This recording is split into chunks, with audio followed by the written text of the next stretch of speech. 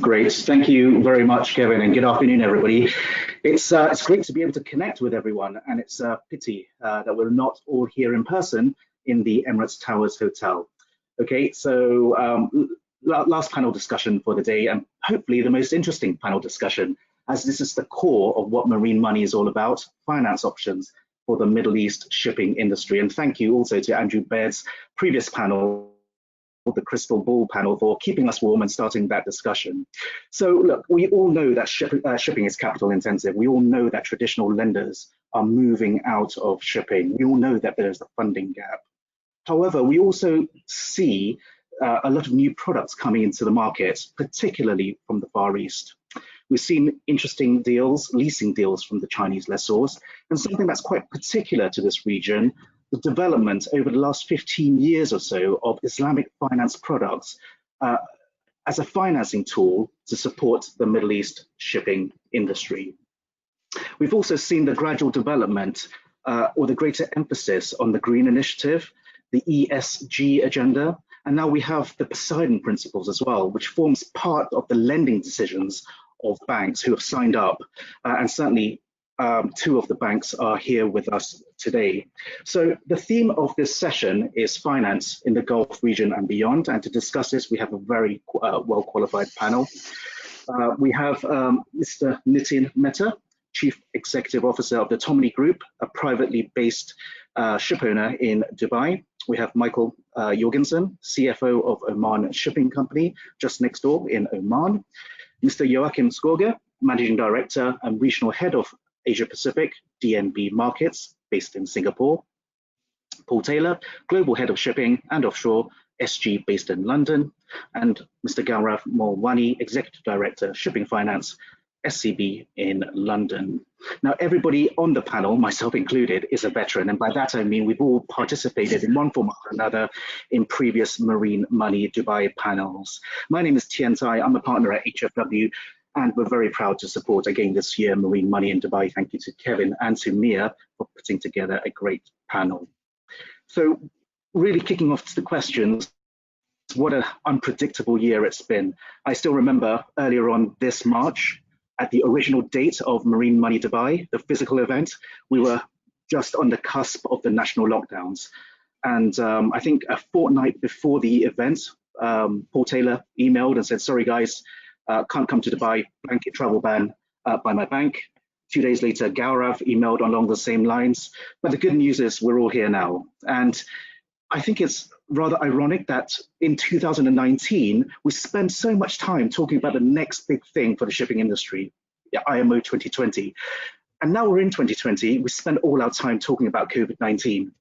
So the question really to all my panelists is, how has COVID-19 affected you and your company or your bank? How are you dealing with it? Have you revised your budgets, your forecasts for the banks? Are you still doing the same volume of deals? Or has the impact of COVID been less severe than originally anticipated? And if so, do we have reason to be more positive for 2021? So maybe the banks can kick us off first. Maybe Gaurav.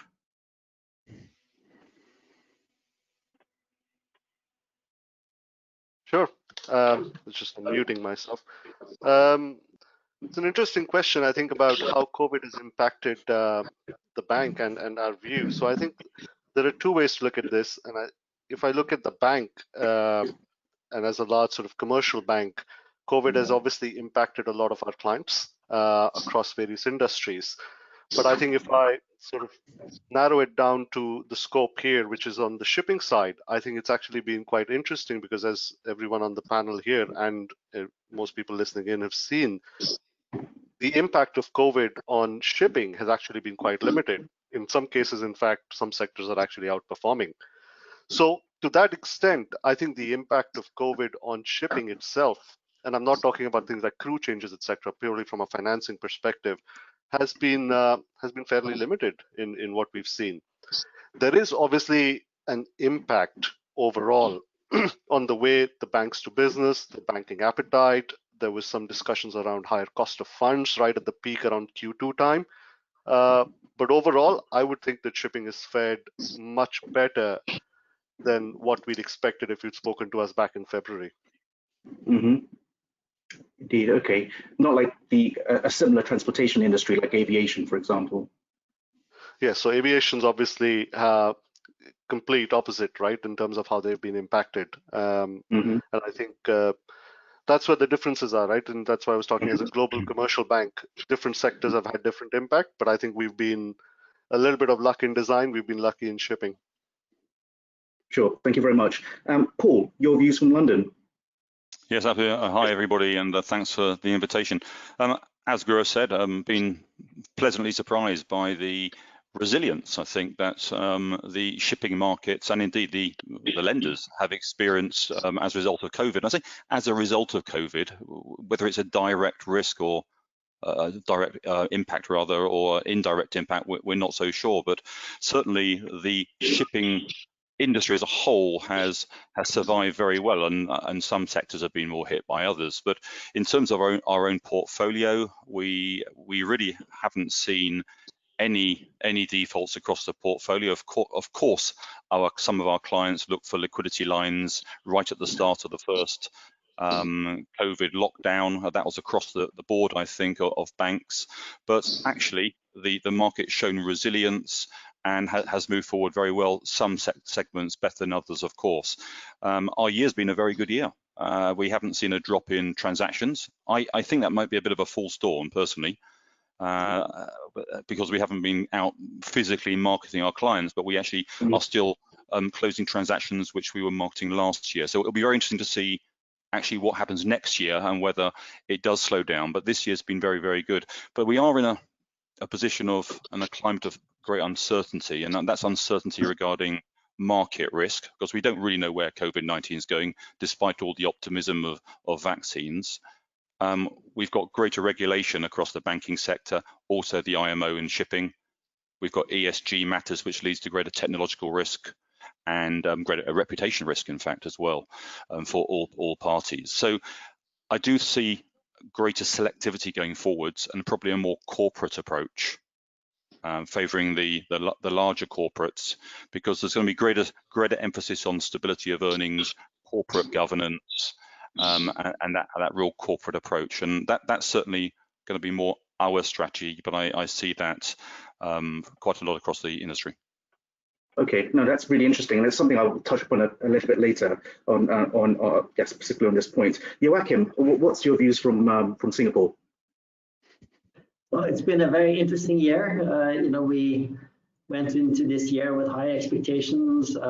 Shipping markets were finally looking good, across segments. We saw companies trade close to NAV, and it was basically an environment that we thought would be very positive in terms of our ability to do deals. I think obviously the market turned out to be completely different. I think when COVID hit, we were very focused on potential distress opportunities, and we actually expected widespread distress among a lot of our clients. So we spent time on both researching those opportunities and also calling into the stronger clients we have, and we were looking at potential angles for consolidation. In reality, the rebound was much quicker than any of us expected, or at least myself and many of us in DNB expected, based on all the fiscal stimulus that we've seen. So it's turned out to be a year which has been a bit of a roller coaster. I think overall, if you look at our business globally, we've seen a lot of activity in the capital markets, especially in the US, also in Europe. Now I'm talking as a whole, not specifically about shipping. So I think our investment banking business has been doing very well this year, and much better than expectations. Right. Maritime is still lagging, I would say. It has been to a large degree sort of out of favor, from investor point of view. But we do see some signs now that investors are at least starting to think about rotating out of just growth and tech stocks, and looking at more value opportunities that include stocks within energy and shipping. So hopefully that will sort of balance out the market somewhat. Okay. In a bit of a year. Yeah, I'm going to interrupt you there. Sorry, Joachim, only because I really want to cover tapping the capital markets a little bit later, if I may. Then moving on to the owners, Nitin, how has the last 6, 7, 8 months affected a company like Tomini? Well, I'll limit my comments to dry bulk because that's where we are actually. Well, of course, it was a difficult year to begin with because historically, statistically also, the first quarter is almost a write-off quarter for dry bulk. So it started to get worse, and as I think Gaurav mentioned, like Q2, that's when we were all very badly hit, and that's when really the recovery starts in dry bulk. But last couple of months, I would say, have been good. We have seen good rates. We have seen firm market. We have been able to go beyond break even, etc. But good, something which we had done well perhaps was we had some cash lying on the side. So we actually used our cash in the first 6 months because the break even was not reaching. So we thankfully did not have to go to any bank for lines or extensions, etc. So we held up well there. In fact, we actually bought a couple of ships during this time because we found 2 deals and we picked them up, and we actually got funding for it as well, for them as well. Okay. So it's not been that bad, but of course it has been challenging because during middle of the year, and I would say between second and third quarter, the Chinese lenders actually went out of the market. There were not many lenders willing to look at deals. Of course, we have some banking in Middle East as well, but that also is a bit slow right now because of obvious reasons, because other industries which have contributed to the revenue shortfall also. So we have in UAE there are separate challenges. China went out of the market, so we actually we got a funding line from a Taiwanese leasing company. So but they're all welcome as long as they come at our time of need. So we have. So in a way, well, I can't really complain because complain in the sense, yes, we have made less revenue. The costs have gone up because of the crew change, etc. So I'm actually, because our lending is not very high, we do normally 50 to 60% borrowing only. So therefore, we were able to, return our, make our loan obligations as well, and plus, do the crew changes and all the losses which came with it. So I think it's been an interesting year. We have learned a lot, and I think what we have learned to appreciate is that our conservative approach towards borrowing and keeping cost at the minimum has actually paid off this year very well. Very good, very good. And it's interesting your perspective on the lending costs as well, or at least for you, for the borrowing costs, something that Chris Peters touched upon earlier today, that lending costs have pretty much been quite consistent throughout the years. But okay, and then just next door to us in the UAE, Michael, please, your views from OSC. Yes, can you hear me now? I'm on mute. Very well, yes, okay. Indeed. Well, I can say here in Oman, we have a very diversified portfolio. And if you take 2020 as a whole, I'm very happy to say that we will come out with a record year financially, the best result ever. So we're very proud of that. But the year has been very strange because second quarter we were very nervous because of demand and so on. We saw especially a drop in demand for containers, drop in demand for dry cargo products. But luckily the tanker market was performing very well for the first 6-7 months, and that's where we earned a lot of money. Especially crude tankers had record period, unprecedented rate levels. Now the tanker market is very weak, surprisingly weak, especially considering the winter season.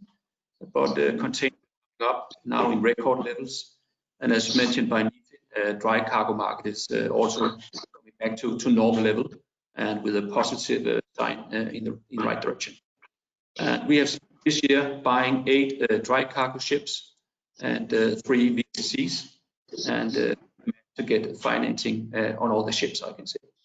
So it's been a good year for us, and we think 2021 will be better. We see now also LNG rates coming up. So I think LNG business is the next sector to look out for. Fantastic. I think the key takeaway is generally quite positive, and the impact of COVID-19 has been limited in your respective companies and respective segments in the shipping industry. So I think that is a very positive development. Okay, look, we have 3 bankers on the panel, and to me that's fantastic because it really does show support to the Middle East shipping community. Gaurav, you've recently moved from Singapore to SCB London. Paul, you've got an office in the Dubai International Financial Center with Middle East coverage. And of course, Joachim, you are a regular visitor to the Middle East. Can each of you, the bankers, explain the mandate or the business plan on how you support Middle Eastern companies? What products or distinguishing value adds can you offer a growing UAE company, or sorry, a growing Middle Eastern company that has a desire to partner with an international bank? What targets are you looking at? How can you support them? So maybe Joachim, you can start on that one.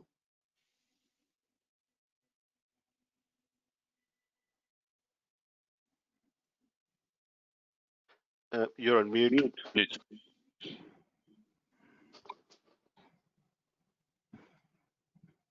Okay, I'm trying again.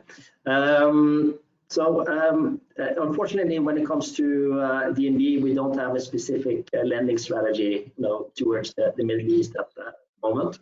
That said, we are very dedicated to the region from an investment banking point of view, which is part of the bank that I represent. And I think where we can be helpful is, in terms of accessing, the alternative, capital market. I think we can be very helpful in terms of sourcing equity, in terms of doing bonds, in terms of raising backs. I think we can be helpful in terms of accessing the direct lending market, provide structured finance like mezzanine financing, etc. So there's a whole lot of products that we can still offer, even though the bank is not focused on the Middle East at the moment when it comes to deploying its own balance sheet. So the way we look at it is more from an advisory angle, but I think if you look at the banking market overall, obviously all shipping banks have been reducing their balance sheets. I don't think that's unique to DNB.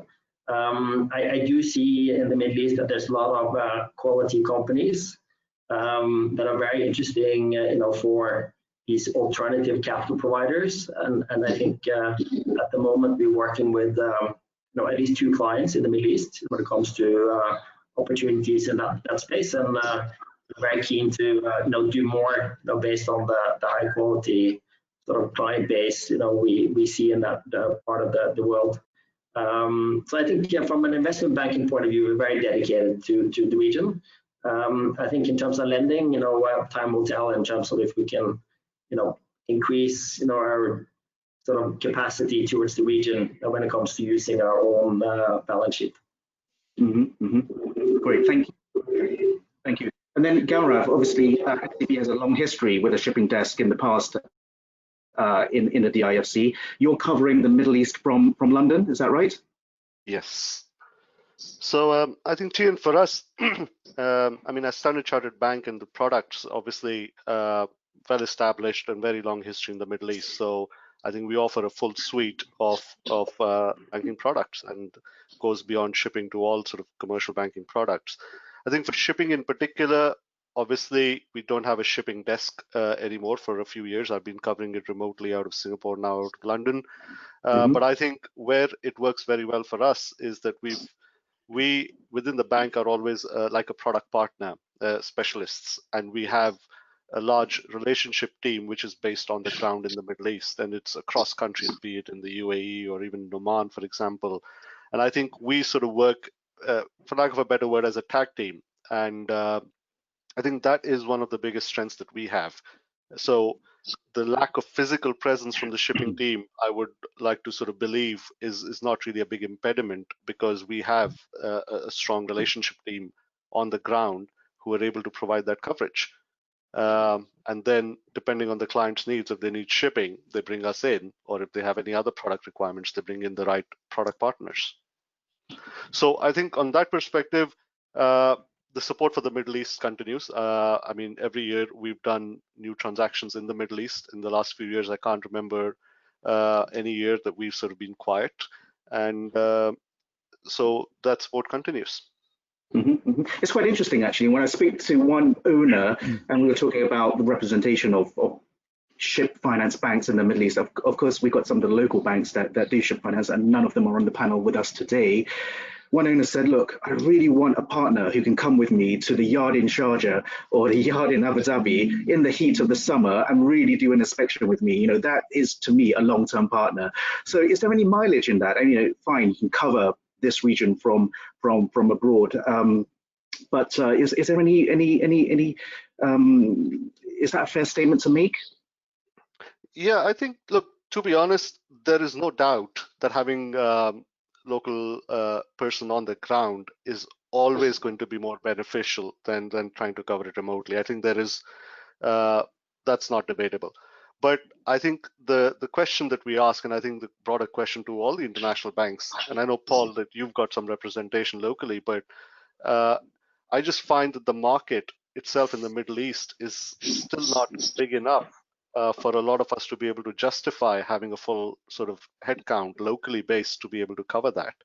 And I think that is something that needs to sort of evolve and change to be able to justify that. Having said that, I mean, well, now in this new COVID environment, we don't know, but again, in the past, I don't think getting on a plane and being somewhere was really a big issue. So I don't think that will be a big problem. No, it is interesting because when I came out to this region in 2007, we had RBS here, we had in Texas here, and obviously the shipping desk of SCB, I think, established itself here in 2009 or 10. But yeah, things have changed. At least the local representation of international banks in this region has changed, but not for Paul Taylor, SocGen. Yeah, well, look, we've been working with Middle Eastern clients for many years, but we took the decision 3 years ago to have a feet on the ground, have a local presence. So Anne Russo is a senior shipping financier. She heads up a small team, and she's ably supported by teams in Paris, London, and in Asia as well. So is able to basically push out the SG strategy of shipping finance across the region, and it mirrors, is aligned with the strategy we have for across the world for shipping, and that is to deal with the larger corporates. So I do agree with Gaurav that there aren't hundreds of clients. It's a question one has to ask oneself: does it make sense? For us, it does. We wish to deal with the major corporates. There's clearly a oil and gas slant in the Middle East, and that brings its own issues today with the weak oil price, and diversification is required. But it's certainly worked very well so far. We've had good success with those clients which we've known for a while, and a few new ones, and we're still to work with others we want to do. We're not really targeting the smaller ship owner. It's not that they aren't strong, it's just not part of our business model, and our business model has always stood firm across the cycles, and so we will continue with it. Where I think it's important is to have more than just a lending strategy. If you're just looking to lend dollars, and probably cheap dollars, unfortunately, I don't think having a person on the ground is necessary. If you're looking to offer other services, have more strings to your bow so that you can respond to more regulation and indeed add value and innovation to our clients at this very important time, then I think it can add some weight having somebody off the ground. And for example, we've been working quite hard on our advisory business. It's been particularly successful in the Middle East. That's a financial but also a strategic advisory business, commercial advisory business, where we're bringing in third-party equity. We're helping our clients move into new adjacent sectors, which is key in today's early stages of the energy transition. Looking at streamlining businesses. So you may think, oh, that's not a traditional business of a bank. It's a sort of an asset M&A type business, not corporate M&A. But actually, it's working very well. and particularly well in this region. And that complements the other structured finance businesses which we have, and project finance businesses, leasing, export finance, project finance.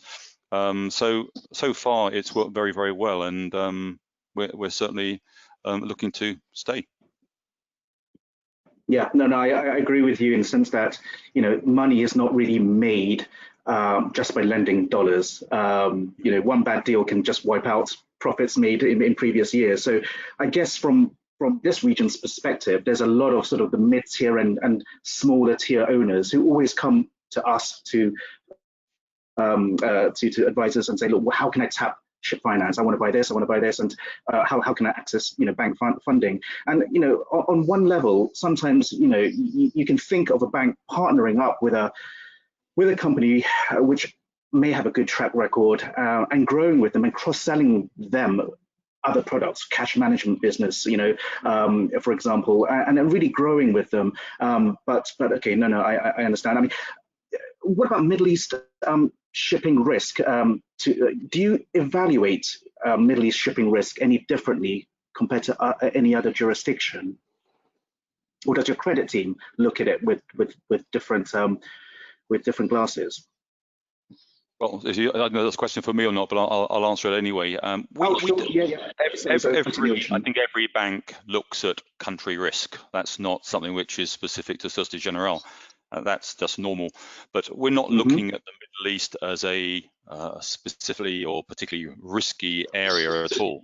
No, we are of course aware and very sensitive to the fact that there's an oil and gas bias at the moment, and that we are quite a large energy bank, so we do see the need to be quite selective towards the oil and gas industry as a whole, and we've made commitments to reduce our overall exposure to the industry by 2025. So that does have a knock-on impact across our overall franchise. But we see the Middle East as an absolutely key area, hence the reason we've got somebody on the ground to actually support and partner our clients in the energy transition. It is not without risk. As I said right at the beginning, we're in this unprecedented technological risk period. It's only going to increase, more obsolescence risk as well, as we all look for new zero carbon fuels. But we're certainly there to support our oil and gas clients in the region. But of course we're selective, and I think it will lead to a more corporate approach going forwards, so that we actually try to take the market risk out of our finance to the extent that it's possible. Understand. Thank you very much. I don't know if Joachim or Gaurav have any additional views on that Middle East shipping risk. I think I would just echo that. I think, you know, obviously we're looking at country risk. I think, you know, as a bank, we don't see Middle East to be particularly risky compared to other regions. You know, to the contrary, you know, I think, at least from an investment banking perspective, we think it's an area of opportunity, you know, and probably you know, an area where we want to spend more time. It's just been a little bit more difficult this year because we're based in Singapore, covering the Middle East, and normally I would have been going to Dubai and other places in the Middle East, you know, several times already this year, but it's not been possible. But you know, I think the commitment to coverage and doing deals, you know, again with a very high quality client base, is definitely there. Very good. And Gaurav, in a previous life, I spent some time at SCB as in-house legal counsel, and I was amazed at the areas where you operated. Obviously, you have a focus in the Middle East and in Asia, but in Africa, where structuring transactions is not always the most easy. So, what's your approach to risk in the Middle East? So you're absolutely right, Tien. I think we large focus on emerging markets, so we are used to some interesting jurisdictions, and in that sense, the Middle East is not really a concern, and I don't think it's something that we view as a sort of a very different risk. I think, to echo what Paul and Joachim said, we do look at country risk, and there are countries in the Middle East which are a little bit more nuanced. And as I was sort of listening to this, I was just thinking to myself, I do think there is a slight difference. Now, obviously, if you look at jurisdictions like Singapore or Hong Kong or Norwegian owners, and you've got FOC flags, etc., they would tend to be a little bit more easier to do business in, and I think that is a reality. But again, as I said, it's a scale. It doesn't mean that you can't do business in the Middle East. It will just be that you will have to be a little bit more nuanced when you look at specific countries and the country risk element that comes with it. And I don't think we can shy away from that. Mm-hmm. Thank you very much. Okay, understood. I haven't spoken to the owners, so Nitin and Michael, I haven't forgotten about you. So in recent years, I think that between the both of you, Tomini and Oman Shipping, you've really covered off the whole product range of financings out there. Just looking at the public press reports, I've seen conventional transactions, conventional financing transactions. I've seen Islamic financing transactions. I've seen Chinese leasing. I've seen JOLCOs. Can you explain to us why you opted for that specific financing product? Was negotiation smooth? Did it proceed to execution smoothly? And would you opt for that financing product again if the all things being equal? And what vessels were you financing using that product? So Nitin, could you lead us on that? Yes, most of the time we are talking to 2-3 people when we have a project in mind. Let me go, because most of our vessels are new building vessels, so we had enough time to talk to a lot of banks and then come up with a strategy. Now, initially our idea was to go to a local bank, because then that's easier. They see you, they can meet you more often. It makes a difference. We are all from Asia, so when you sit face to face, always makes a difference. So we went to local banks, but then local banks have a limited appetite, and their focus keeps, at times, because they have large commercial presence in other sectors as well. So shipping for them is always not a very big part of their business. Then we were approached actually by Chinese leasing companies, and the reason we were not touching them was they were used to be expensive. But I'm happy to tell you they're actually cheaper than many banks today. So and they are very easy to deal with. They take a long time. So if you have 2-3 months to do a transaction, then you want to go to a Chinese leasing company. Otherwise, you are better off with some others. European banks really are not really in the market for the last few years.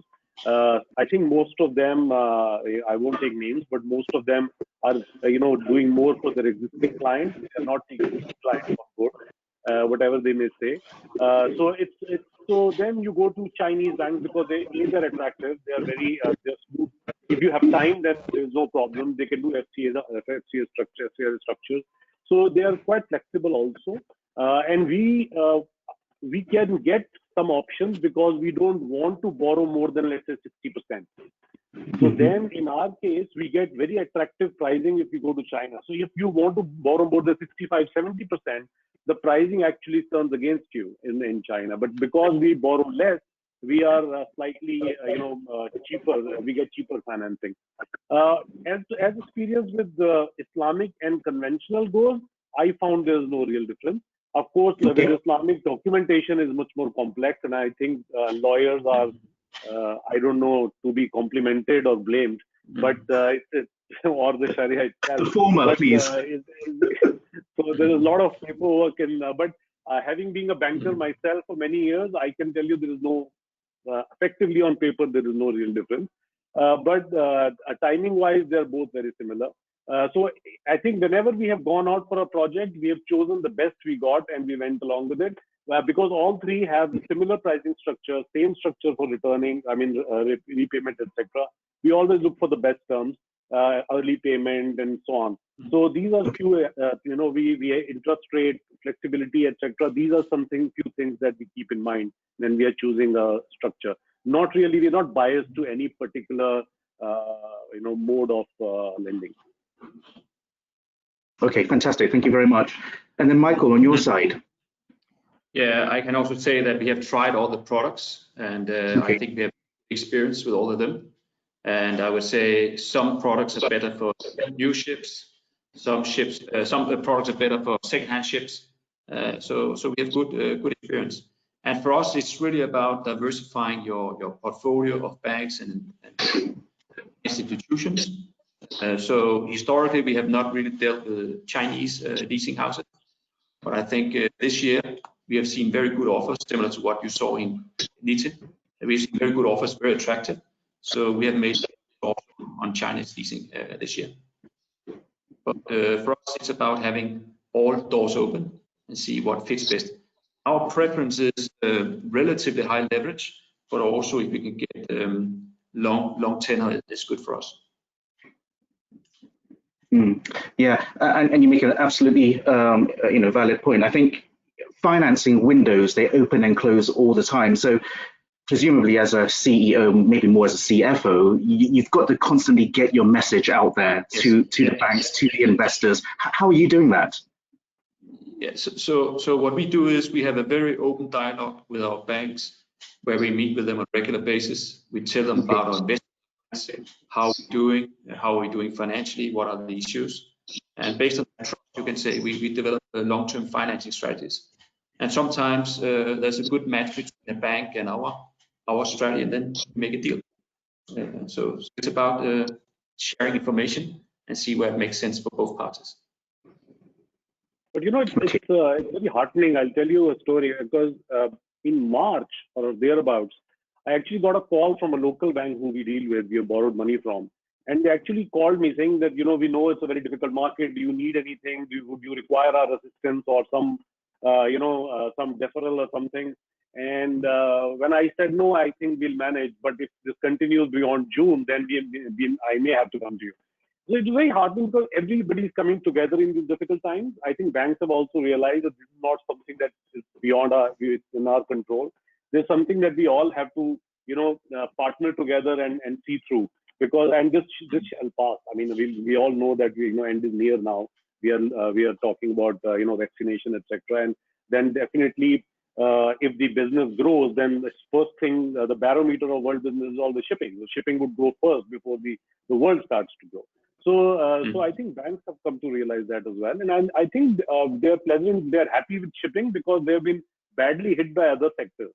So shipping, but this time I actually got a call from a banker saying that if you need anything, please do let me know and I can talk to credit. And when I told him I actually don't, he was relieved and very appreciative at the same time.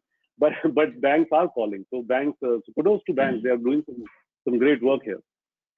Yeah, fantastic. And do you think that's partially also because of the economic government support schemes that have been pushed, to give greater relaxation on a capital perspective to the banks? I think so. I'm sure that has something to do with it. But I've been a banker for 18 years. I have seen the crisis of 2008. Getting a call from a bank, or asking you to help in these difficult times is a rare thing. Gaurav is smiling, and I was in Standard Chartered at the time when this was happening. So, but admittedly, there was no support from the government like what we have today. But all banks across, Chinese, Japanese, we deal with everybody, and everybody has been very cooperative. Thankfully, we have not required any help, but they were very forthcoming. No, that's fantastic news. Banks are certainly not the cause of this crisis and have been one of the solutions for clients during the crisis. And certainly from our side, it was a question of supporting our clients during the initial lockdown period when the liquidity demands were being made. It was to support our clients. It wasn't to go looking for new clients at that stage. It was use our capital to support our core clients who need our help. So I think if this crisis has shown one thing in a very positive light, actually in the financial sector, it is the assistance banks have been able to give to their shipping clients. Yeah, thank you very much. I'm conscious of time. I just want to pose a hypothetical question just to gauge the level of bank appetite to this region. So look, in this region, we have a lot of trading companies, and in recent years, some of them have moved into vessel ownership to consolidate their supply chain. So they're not ship owners per se. So the hypothetical question is, you're approached by a UAE company. It has a long track record in the UAE. It's good at what they do. They have strong management. They've got good corporate governance. and they're looking to refinance 2 oil tankers that they purchased last year out of their own equity. And their ask is a conservative 50% LTV. And perhaps the catch is that they are an oil trading company. So the question to the bankers is, how would you immediately react? Do you think that would at least warrant a discussion? Or do you think this probably at this moment, due to the uncertainty, due to what's happening in this sector, probably not get past credit? Can I have your views on that? Maybe Gaurav first then. Yeah, sure. I think trading companies is a slightly mixed conversation at this stage. And I think that comes from some of the conversations and situations that everybody's aware of out of Singapore. And I think when anything like that happens, be it, and we can discuss whether it was shipping related or not shipping related, it does beg some questions, and it does merit some extra due diligence. So I think to that extent, most trading companies were put through a greater scrutiny, and I think that is to be expected from a bank. Having said that, I don't think that makes a huge difference for the good, strong names. I mean, from our perspective, when we look at trading houses, they're big clients of the bank, and I'm talking about some of the bigger names, and they're big clients of shipping. And I've recently done something with a trading company just about 2 months ago. So, so it's not to say that we are closed. I mean, there's a classic example right here. So I think the scrutiny will be more, and I think to your sort of hypothetical in question, I think there will be proper due diligence on the company, and if that makes sense, I don't think that them being a trading company alone should be a factor for qualifying or disqualifying them from that conversation. Okay, very good, very good. Paul, any views on that? Well, I totally agree with Gaurav that it merits a conversation with the client. And you ticked a lot of the boxes when you're talking about strong corporate governance, companies doing well, modern vessels. So, of course, and the low loan to value, these are all very attractive features of this potential deal. The one thing I would say is, I mentioned earlier, probably more than once, that we have a more corporate approach, and we're looking for stability of earnings, if possible. Not always. We will take market risk, of course, but the thing about trading companies is there's less visibility on their performance, and we've seen these trading companies over the years be investment grade, and it all goes wrong, unfortunately, from time to time. And we are in a very, very volatile market, and the visibility, which is always quite short with trading companies, is particularly short today. So as we approach this period of greater technological risk, there's even less visibility. We have this asset finance approach of looking at the asset we're financing and the corporate. There's less visibility on both, unfortunately, in terms of the asset values going forwards, the obsolescent risk going forwards, but also the visibility on the cash flows of the client. So it's a more difficult one for us, if I'm being completely open, but absolutely we're open to that discussion, and there may yet be a transaction there. Magic. Okay, thank you very much. Joachim, I'm not going to, sorry. Sorry, Tien, I was just going to add, and if I may steal 1 minute, I think what is also important in your question, as I was thinking it through, is the whole story is that we like the access to cargo, right? And we need to understand the dynamics here. Is the trading company doing this because they have access to cargo and they're just hedging long-term freight risk? Or are they really being a trading company because they think it's a cheap time to buy assets and they'll put it on their books and 2 years later they'll flip them and move out? And I think that is some of the bigger discussions you need to have. So the whole idea is that if they have access to long-term cargo and buying ships is a way to hedge long-term freight rate risk, then that makes a lot more sense as opposed to buying assets on the cheap and then trying to get out of them 2 years from now. Yeah. And it was the former example that I had in mind. So absolutely. Good. Okay, so Joachim, I'm not going to follow up on this question, but I cut you off earlier, and I apologize about that. But I want you to give me your views, please, on raising finance in the international capital markets. What opportunities are there really for Middle Eastern shipping companies who are looking to raise funds in the capital markets?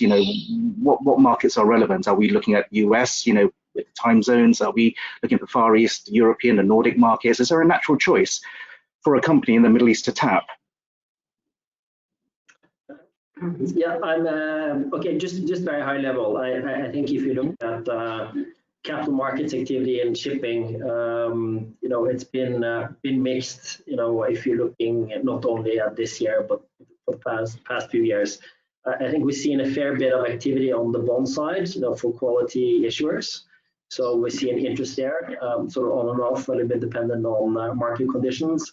Unfortunately, shipping equities have been out of favor for some time, and we were hoping that would change this year, but with Corona, beyond the spike we saw for tankers, it's been not too much interest, especially when it comes to new transactions. And also what we've seen quite consistently throughout the year is that companies are trading below net asset value and sometimes at very deep discounts. If you look at, for instance, LPG, and there was up until recently very deep discounts for dry bulk and tankers as well. We do see, as I mentioned, some positive signs. At least some investors are starting to look at the sector again. We do think from a macro perspective that we will see more rotation of money into value stocks that will include shipping. And I think that combined with a world economy that is hopefully holding up, the coronavirus situation eventually getting under control, I think that will open up for doing deals also on the equity side. If not this year, maybe next year. But I think we do think that things are at least moving in a positive direction when it comes to equities and interest for the sector. I think in terms of venues, where we've seen most of the action, for the past few years has really been in the Oslo market. Unfortunately, we have not seen any activity in Singapore where I'm based. I think that's very sad. I've been based there for 13 years. We'd love to see more local capital market activity in Asia for shipping. I think in Hong Kong, have Pac Basin doing really well, but it's not a whole lot of companies being listed and trading very well there either. And in the US, I think activity also have been less.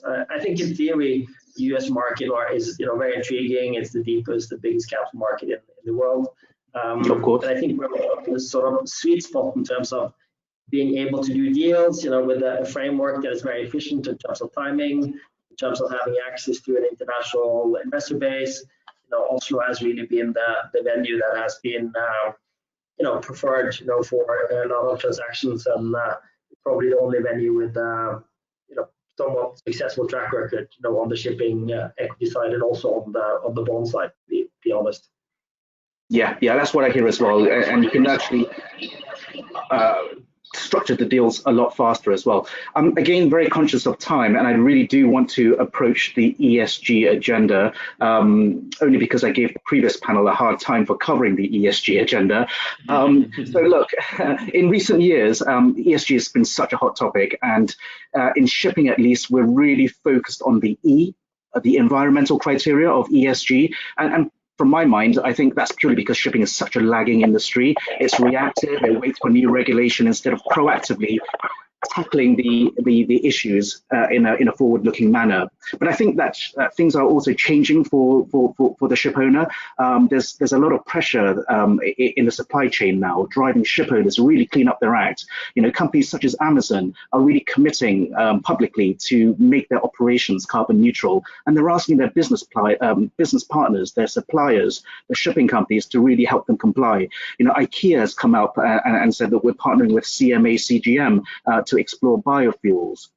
And I think similarly, banks are also identifying the highest polluters in the shipping industry and evaluating them against international climate targets through the Poseidon principles. And in 2019, we had the launch of the Poseidon principles, which is the industry first climate alignment program for shipping finance. And I think it's fair to say that everyone in Europe and in the developed markets of the Far East are talking about the Poseidon Principles. But I also think it's fair to say that this message has not been received loud and clear in this region. So thankfully, we actually have Paul, who's one of the architects of Poseidon Principles. And can I pass over to Paul to give us a quick overview of what the Poseidon Principles is all about and why it actually matters? Yeah, sure. Thanks, Tien. Well, look, first of all, what is the Poseidon Principle? What are the Poseidon Principles? They are a commitment from banks to publicly or measure and publicly report the carbon emissions of their vessels on their portfolios. Why is that important? Well, banks are providers of capital, and we provide $450 billion of senior debt between us to this industry. And we should care about the assets which we finance. It's very, very important. And if the banks can align themselves and partner our clients in a coalition, we go a long way to actually aligning the industry with the IMO's targets to reduce carbon emissions by an absolute amount of by 50% by 2050. So that's why they're important. So we're in the first phase of reporting right now. We'll all be reporting. Those 18 banks that have signed up, about 14 I think are reporting in the first year. They're going to report at the end of this year for last year's emissions, and we're aligning ourselves with the IMO trajectory, and we're going to report a plus or minus percentage figure on our portfolio showing whether we're aligned or misaligned with the IMO's targets for now. And it'll be very interesting to see what the results are. But it's very important. The results of the Poseidon Principles, or the impact of the Poseidon Principles, is going to lead banks to look at climate alignment as part of the credit process. I can't say that sort of slow and emphasize it enough. This is the way forward for shipping finance, and it's not going to go away. Not every bank has signed up so far. We've got 18 banks, majority are European, 1 US, 1 Asian, but other banks are looking to sign early next year after seeing, I think, the first results. And I fully expect that the Poseidon Principles will be a market standard going forwards, and we're going to see greater liquidity put aside for financing new, more eco-design vessels, which will help the industry and help banks align themselves on this trajectory. But we're also going to see more liquidity for refinancing of existing vessels, which are aligned as well. It's not to say there won't be liquidity for misaligned vessels. That's going too far at this stage. But it is going to mean less liquidity going forwards for misaligned vessels, and for those clients that decide it's actually not their issue, it's not something for them, but it's going to mean, much more importantly, it's going to lead to the signatory banks partnering their clients who do believe this is important, who do run their fleet with a very, very high level of ESG governance. It's going to mean that the banks are going to be partnering them going forward, so there's going to be more liquidity for their vessels as part of the energy transition. So it's a super positive initiative. It is largely European, US driven. Now the Asians are talking about it, and we're seeing them catching on. We're waiting for the Chinese leasing companies to sign up, and I think that will happen in due course. We don't yet, I think, have much traction in the Middle East, and maybe that's because, again, of the emphasis on oil and gas. But it's not oil and gas and energy transition, of course, are not mutually exclusive. It's absolutely key that the Gulf is part of the Poseidon Principles and part of this whole alignment process. And I'm really, really hopeful that banks in the Middle East, shipping companies in the Middle East, and oil and gas companies here as well buy into it. And well, it's clearly a fantastic development. When I speak to owner operators, the first question they have is, look, how onerous is it on me? You know, what does it mean for me in terms of documentation? Is it right to say it's just an information covenant on the owner? And if so, they've already got quite wide-ranging information covenants to report up in their existing documentation. Exactly, and it's not onerous at all. There's a loan covenant requiring them to provide the data that they're already giving to classification societies for IMO certification. So it's not onerous at all. Obviously, the ship owner wants to make sure that the data is the miles sailed, the fuel used, the amount and type of fuel used over the period, that's going to remain confidential and not going to be shared across the industry. And of course, that is given. So it's not an onerous covenant at all. Certainly not an interest of default. It's a spirit of cooperation. Yeah, very good. Thank you. Can I just add one comment? I know with regards to this, also from a capital markets perspective, I'll be very quick. I think, you know, if you go back 2 years, you know, we talk to clients about doing green bonds, green equities. You know, the discussion would go, you know, along the lines of that. You know, why don't you consider doing a green bond if you're doing dual fuel or anything like that? And that's the argument with what's the downside. You know, you're doing the right thing. You know, the cost is very limited. And even though you don't really get much better terms, you know, maybe in the longer run, you're building the profile of the company, and you know, it will look good in the investor market. I think today it's completely different. You know, if you're not really tapping into this whole ESG thing, you're excluding so much money and so many investors. You know, that the impact, you know, on your deal is, you know, very, very material, and sometimes you cannot even get the deal off the ground. So you know, the shift we've seen over the last 2 years in terms of focus on this, when it comes to equities, when it comes to bonds, you know, it's huge, and it's really something that I think is here to stay. Yeah, look, a point very well made, and I think ESG actually deserves an hour in itself. Look, from my perspective, I don't think, you know, it's just a nice thing to do. Honestly, I think investors really care about climate alignment, whether it's an individual millennial or a retail investor or even a large pension fund. They all care about climate alignment. And I think it doesn't really matter what you believe anymore, or whether you subscribe to the whole green initiative or not. I think there's enough people that actually do believe. So if you don't jump on the bandwagon or you don't subscribe, there's a real risk that you'll be left behind. So, you know, as a leader to the industry, you know, it's better always to be part of the solution. Kevin, welcome back. Sorry to overrun a little bit.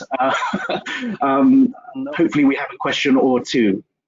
Absolutely, yeah, we don't have very much time left, but I have 2 or 3 questions at least which have come in. One, I guess, is for the bankers. Are the banks prepared for LIBOR cancellation towards the end of 2021? And how will clients be impacted? Gaurav, perhaps?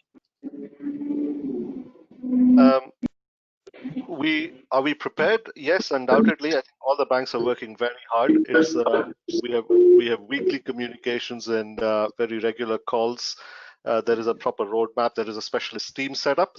So I think in terms of being prepared, banks are well on their way. How will that impact the clients, Kevin? I think that's about an hour's conversation. So I don't know if I want to start that discussion, because it can get quite detailed. But there's a larger topic for discussion, I would say. Okay, thank you very much. Let's do another question. One moment, I've got it here on my phone. The eco-ship building boom of the last decade resulted in tens of billions of dollars in equity value destruction, especially by the public companies. Why will this next wave of new buildings in the presiding principal banks want to achieve result any differently? Paul, I don't know, perhaps you could mention that. I'll start off. It's not just about building new ships. Yes, new zero carbon fuels need to be brought in by 2030 for the IMO target of 50% reduction in absolute emissions to be reality by 2050. But it's not about new builds. It's about making the existing fleet efficient, and it's quite possible to make retrofits and to make operational changes to existing fleets and run them in alignment with the IMO. And that's the challenge that the Poseidon Principles is addressing, as much as it is the need to invest in new ships. So not just new ships. That said, I think since the last round, society has put greater pressure on this sector to attack climate change, and this time round it really is not going to go away. So the greater focus of the world is on it, but let's not just focus on the new designs, because the new fuels are probably a decade or more away. Let's focus on the existing ships and see what can be done there to make them aligned. Yep. Thank you very much. One comment to that also. I think, please, yeah. Just want to comment to that. I think what we have to keep in mind is that the order book now is very low also across segments. So even though there's a lot of talk about, dual fuel and new vessel types, we're not seeing massive new building at the moment. Okay, thank you. Nitin, sorry, Michael, go ahead. Oh, I think this time around, I think it's important to say that you feel the pressure from customers, you have it from regulators, you have press, media, and so on. So the pressure is this time around. Much more commitment. Thank you.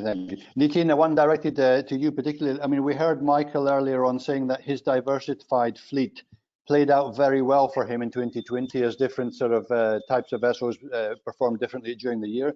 Will Tomini perhaps diversify into other sectors apart from dry? Well, this is always a question everybody asks us. No, we have no such plans as of now, because I think there are certain activities which we are looking at, but there is no immediate plan to diversify into anything. Okay, thank you.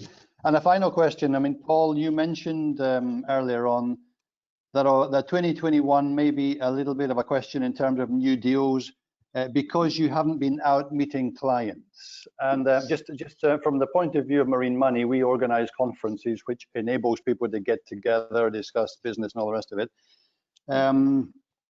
Is your view, the question is, I mean, what is your view on the importance of face-to-face interaction in developing new business? I mean, is it quite an essential part of the kind of process?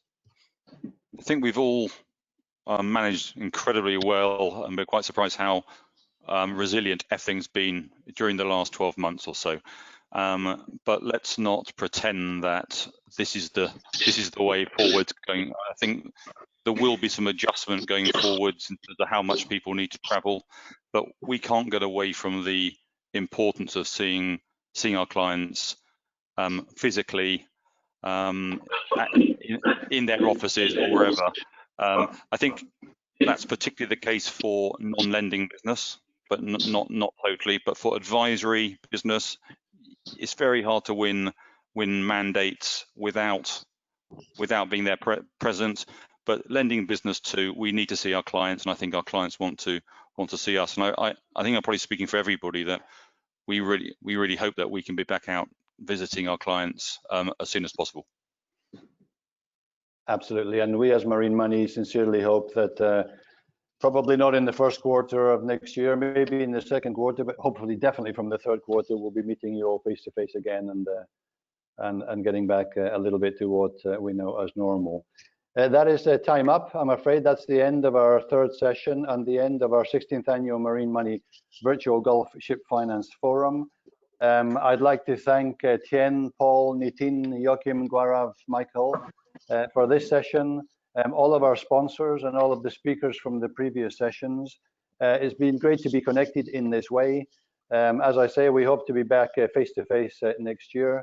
But for now, a good day and thank you very much for joining. Thank you. Bye-bye. Thank you very much. Thank you. Bye-bye.